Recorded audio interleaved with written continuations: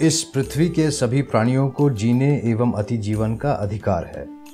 इसलिए हमें किसी कीट, रोगवाहक या खरपतवार के उन्मूलन करने की आवश्यकता नहीं या हमें ऐसा करने का अधिकार नहीं। अपनी फसलों की आर्थिक क्षति को दूर करने के लिए इनको नियंत्रित करना पर्याप्त है। इसके लिए हमें गैर रासायनिक समेकित प्रक्षेत्र प्रबंधन प्रणाली को अपनाना चाहिए। प्रकृति में कई उपयोगी कीट व प्राणियां हैं। सभी प्राणियों के प्राकृतिक दुश्मन प्रकृति में ही मौजूद है। इससे प्रकृति का संतुलन बनता है, लेकिन इंसानों के हस्तक्षेप से प्रकृति का संतुलन खो गया। कीटनाशकों के अंधाधुंध प्रयोग ने मकड़ी, मेंढक, सांप और चिड़ियों जैसे कई उपयोगी प्राणियों को मार दिया। इससे कुछ अज्ञात कीटों की त्वरित वृद्धि हुई। नारियल की कुटकी, गन्ने की रोएदार एफिड आदि इसके अच्छे उदाहरण हैं। अगर आप कीटनाशकों का छिड़काव बंद करेंगे और अपना हस्तक्षेप कम करेंगे तो इस स्थिति में परिवर्तन जरूर आएगा।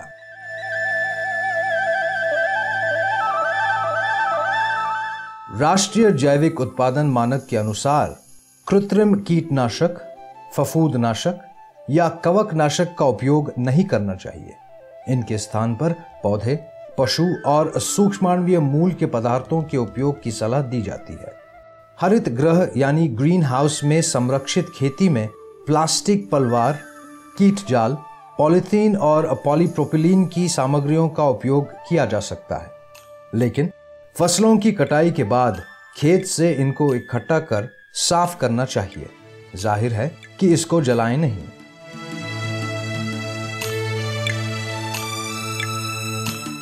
राष्ट्रीय जैविक उत्पादन मानक में कीटों व रोगों के मूल स्रोत को नष्ट करने को एक निवारक उपाय के रूप में दिया गया है।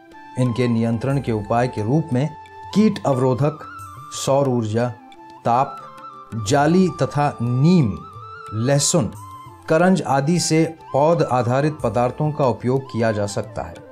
इसके अतिरिक्त यांत्रिक एवं जैविक विधियों का भी उपयोग किया जा सकता है, लेकिन विकिरण नहीं किया जा सकता। नीम का तेल एवं नीम के अन्य उत्पादों, गुलदाउदी पौधे से निकाले गए सत्व, परभक्षी और परजीवी, सिरका आदि का सीमित उपयोग किया जा सकता है। गाद, लवण, एनपीवी, तरल साबुन, होम्योपैथिक एवं आयुर्वेदिक उत्पाद, जैव क्रियाशील मिश्रण, पलवार, जाल आदि का उपयोग बिना किसी प्रतिबंध के किया जा सकता है। इसके अतिरिक्त calcium chloride, sodium carbonate, copper oxychloride, copper sulphate, copper hydroxide, potassium permanganate एवं सल्फर का सीमित उपयोग किया जा सकता है, लेकिन इनकी मात्रा प्रति वर्ष प्रति हेक्टेयर में 8 किलोग्राम से ज्यादा न हो।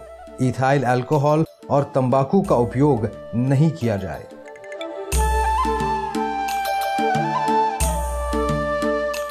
सबसे पहले खरपतवार के नियंत्रण की गैर रासायनिक विधि देखें।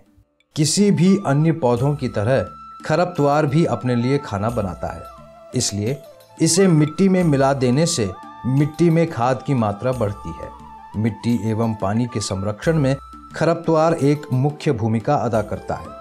छुई-मुई, केसिया और कई फलीदार खरपतवारों की जड़ में नत्रजन जमा होता है, जो मिट्टी की उर्वरता को बढ़ाता है। जड़ से उखाड़ने के बजाय खरपतवार को काटना हाल ही में लोकप्रिय हुआ है।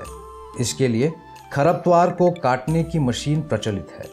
ब्रश कटर को चलाने के लिए फसलों की पंक्तियों के बीच अगर जगह कम है तो अंतर सस्य क्रिया के लिए छोटी रोटर टिलर का उपयोग किया जा सकता है। खरपतवार नियंत्रण के लिए बागों में आवृत फसल या पलवार बहुत ही उपयोगी है।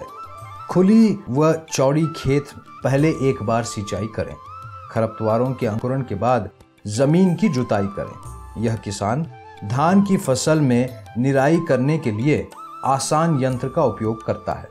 इसके लिए छोटे पिंजरे जैसे चक्र ब्रश कटर के साथ ही लगाया जाता है। निराई के अतिरिक्त इससे बेहतर जुताई भी हो सकती है। अधिक सिंचाई बागों में खरपतवारों की वृद्धि को बढ़ावा देती है, लेकिन ड्रिप से सिंचाई करने से खरपतवारों की वृद्धि कम होती है। अधिक सिंचाई करने पर केले का पनामा झुलसा सिंचाई के पानी के साथ फैल जाता है, लेकिन ड्रिप से सिंचाई करने पर यह समस्या नहीं होती।